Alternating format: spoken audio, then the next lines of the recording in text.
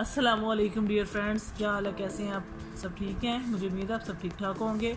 अच्छा जी, हम बुक की रीडिंग कर रहे थे तो मैंने प्रीवियस जो आपके लेक्चर दिए हुए हैं काफ़ी पीछे, वो जो मेरे इस वीडियो पे न्यू आए हैं वो मेरी पुरानी वीडियोस को जाके देखें और फिर इस वीडियो की तरफ आएँ ताकि उनको डिटेल से पूरी समझ आ सके। तो इसका लेक्चर हम पहले जो है ना पढ़ रहे थे, बालों में नमी का गैर मुतवाज़न होना, यहाँ तक हमने पढ़ा था। इसके आगे आया था कि बालों में नमी के गैर मुतवाज़न होने की दो तरह की जो है ना गैर मुतवाज़न होने की वजूहत होती हैं। दो तरह का तरीके होते हैं जिससे बालों में नमी जो होती है वो गैर मुतवाज़न है, तो उसको आगे से हम पढ़ेंगे। तो जो भी मेरे इस वीडियोस को नए देखने वाले हैं वो प्लीज़ पहले मेरे जो है ना चैनल को सब्सक्राइब कर रहे हैं और बेल आइकॉन भी दबाएं ताकि आपको मेरी जो है नई आने वाली सारी वीडियोस मिले। ये मेरी सारी वीडियोस जो हैं बहुत इन्फॉर्मेटिव वीडियोस होंगी। आपको जो भी चीज़ें मतलब आज तक पता नहीं होंगी जो इसमें जो है ना डिस्कस मैं करूँगी।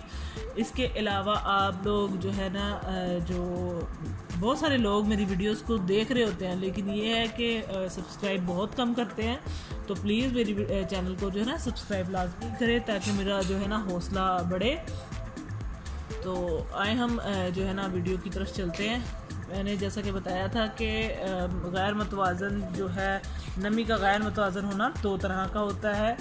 तो अब ये बहुत ज़्यादा मॉइस्चर हो या बहुत कम मॉइस्चर, यानी बहुत ज़्यादा उसमें नमी होती है बालों में या बिल्कुल होती ही नहीं है, बहुत कम होती है। ज़्यादातर बालों में नमी की कमी का मसला होता है, लेकिन ज़्यादातर बात अगर हम करते हैं तो बालों में नमी की कमी का मसला होता है। खुश्क बाल देखने में बेरौनक और महसूस करने में रूखा और सख्त लगता है, और अगर हवा में भी खुश्की यानी हो, हवा खुश्क हो तो बालों में इलास्टिसिटी महसूस होती है।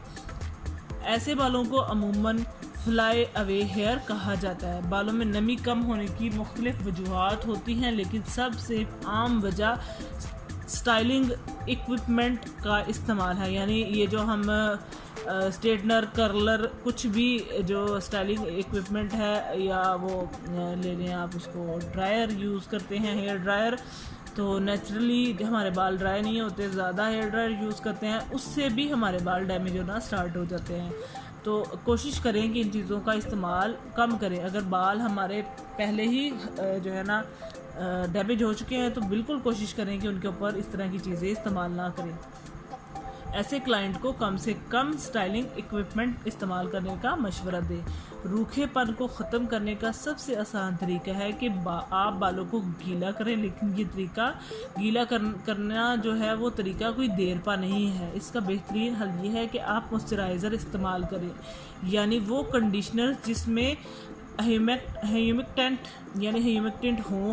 ह्यूमिकटेंट के अंदर मॉइस्चर मौजूद होता है, वो नमी को यानी एक्स्ट्रा जो हमारे बालों की नमी है वो इसके अंदर मौजूद होती है। वो बालों को हमारी नमी के अंदर जो है ना हमारे बालों के अंदर नमी को अंदर जोड़ के रखता है।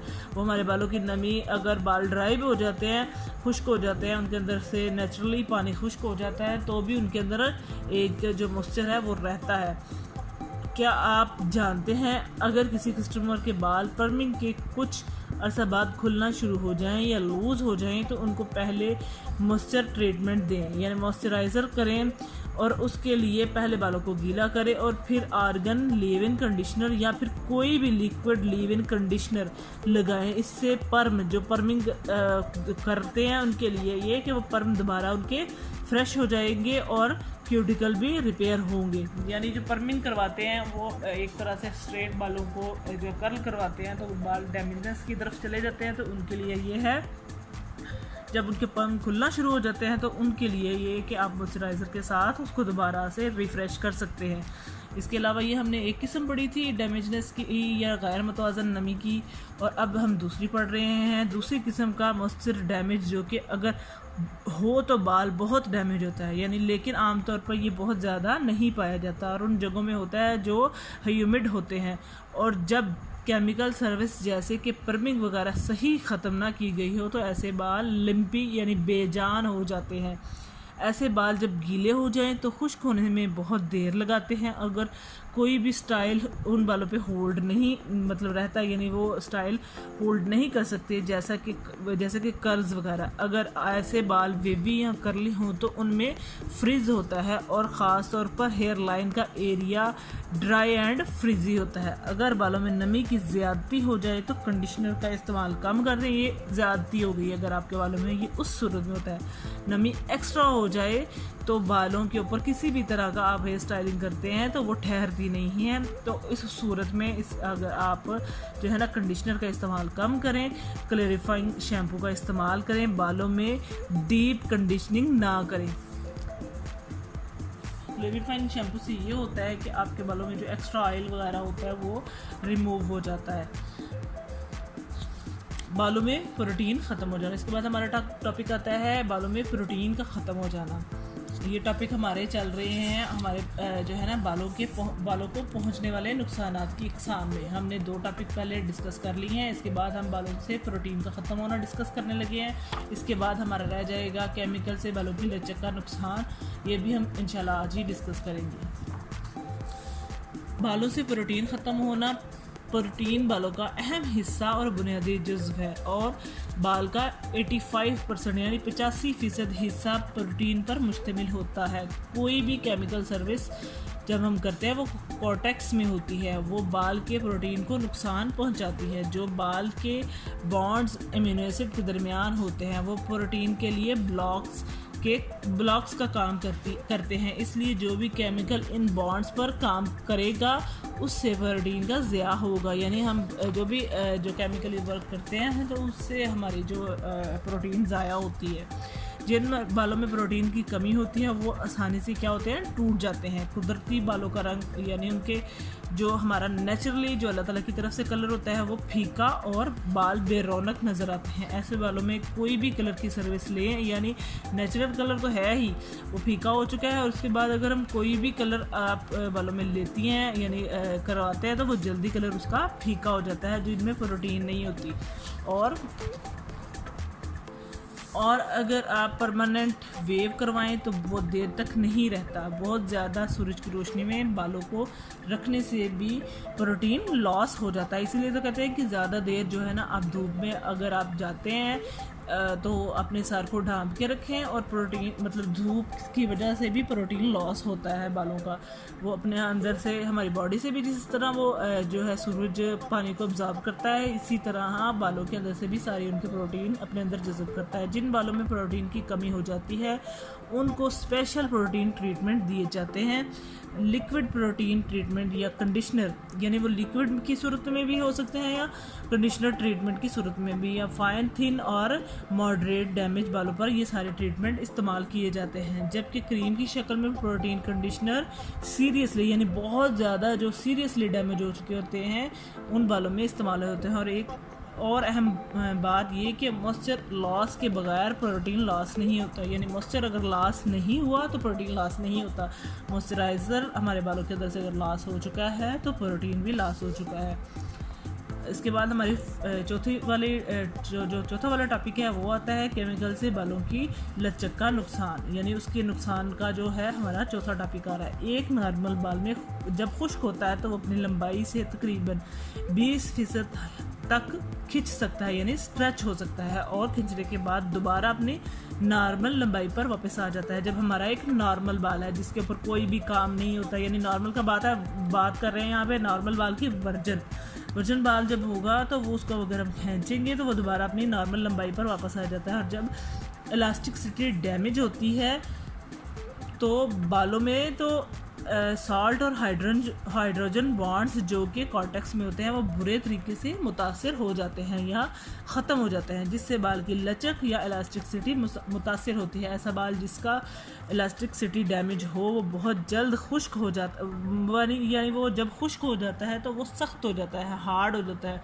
और आसानी से टूट जाता है, उसमें इलास्टिसिटी रहती नहीं। जबकि ऐसा बाल गीला होता है तो नरम लगता है, यानी देखें तो उसको नरम लगता है, वो पकी हुई सेवइयों की मानद होता है और काफ़ी हद तक खिंच सकता है। जब गीला हो, जिसकी इलास्टिसिटी डैमेज हो गई हो, हम उस बाल की बात कर रहे हैं कि अगर ड्राई है तो वो बिल्कुल एक सख्त बाल हमें फील हो रहा होता है और उसकी इलास्टिसिटी नहीं होती, उसे हम खींचे तो टूट जाता है। जैसे ही हम उसे गीला करते हैं तो वो बिल्कुल एक नरम और पकी हुई सवैयों की तरह हो जाता है। वो फिर उसको थोड़ा सा हम अगर खींचे तो काफ़ी हद तक खिंच सकता है, लेकिन वो खिंच जाता है लेकिन वो वापस अपनी नॉर्मल लंबाई पर नहीं आता। तो इसका मतलब है कि उसकी इलास्टिसिटी डैमेज हो चुकी है। ऐसे बालों के काफ़ी संजीदा मिसाइल होते हैं और इस तरह के बालों के मिसाइल की ज़्यादातर वजह बहुत ज़्यादा जो है एक्स्ट्रा जो आप काम करते हैं केमिकल्स का इस्तेमाल या गलत और बहुत स्ट्रॉन्ग केमिकल का इस्तेमाल होता है। स्ट्रॉन्ग केमिकल का मतलब ये है कि आप किसी ऐसे हेयर स्टाइलिस्ट के पास जाते हैं जो आपका काम तो कर रहा है, लेकिन आपको वो इतना ज़्यादा प्रोसीजर ये वाला स्ट्रॉन्ग केमिकल लगा देता है जिसकी नीड आपके बालों को नहीं है। आपके बालों को नीड जो आप कह लेंगे नॉर्मल केमिकल की है। अगर मैं एक मिसाल दूंगी, आपके बालों को नीड 10 to 20 वॉल्यूम की है, तो अगर वो आपके बालों को 40 वॉल्यूम यानी जो हाइड्रोजन पेरोक्साइड की जो है वो मिकदार आप 40 वॉल्यूम वाली लगा देता है, तो वो आपका बाल जो है ना वो डैमेजनेस की तरफ जाएगा और वो 40 वॉल्यूम उसके लिए स्ट्रॉन्ग केमिकल होगा। तो इसलिए ऐसे जो चीज़ें हैं करने से गुरेज करें। इलास्टिसिटी डैमेज की और वजूहात में गीले बालों को खींच कर कंघी करना, यानी उनको खींचा जाए, या ब्रश करना और बालों को ज़रूरत से ज़्यादा बांधते रहना भी या खींचना भी। तस्वीर में आप यानी ये वर्जन हेयर हमें दिखाए गए हैं, वो भी मैं आपके साथ डिस्कस करूँगी। वर्जन हेयर्स की बॉन्ड की हालत देख सकते हैं, जब वो ज़रूरत से ज़्यादा खींचे जाएँ तो उनके साथ क्या होता है। ठीक है, इलास्टिसिटी डैमेज बालों के लिए जो ट्रीटमेंट किए जा सकते हैं वो ज़्यादातर सैलून्स में ही होते हैं और इसका ट्रीटमेंट आर्गन ट्रीटमेंट और केराटिन ट्रीटमेंट है।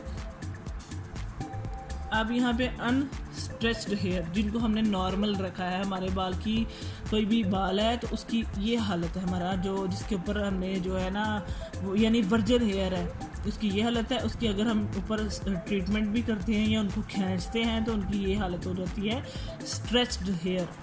और जब उनकी इलास्टिसिटी डैमेज हो जाती है तो बिल्कुल लूज़ हो जाते हैं हेयर विद इलास्टिसिटी डैमेज। मुझे यकीन है कि आपको ये मेरी वीडियो बहुत पसंद आई होगी और मेरी जो बालों के मतलब नुकसानात है, जो हम गलतियां कर रहे होते हैं, वो मैं आपको अच्छी तरह समझा पाई होंगी। तो और जो भी ब्यूटिशियंस हैं उनको सबसे पहले मैं ये कहना चाहूँगी कि वो जो भी केमिकल का वर्क करती हैं, सबसे पहले आप जो है ना अपने क्लाइंट के बालों को देखें कि उनके बालों में आया किस चीज़ की नीड है। ये ना हो कि आपने फ़ौरन से आपके पास क्लाइंट आया, आपने बगैर उसके बालों को देखे उसके ऊपर ट्रीटमेंट स्टार्ट कर दिया, तो वो ट्रीटमेंट आपने स्टार्ट कर दिया जिसकी उसकी नीड नहीं थी।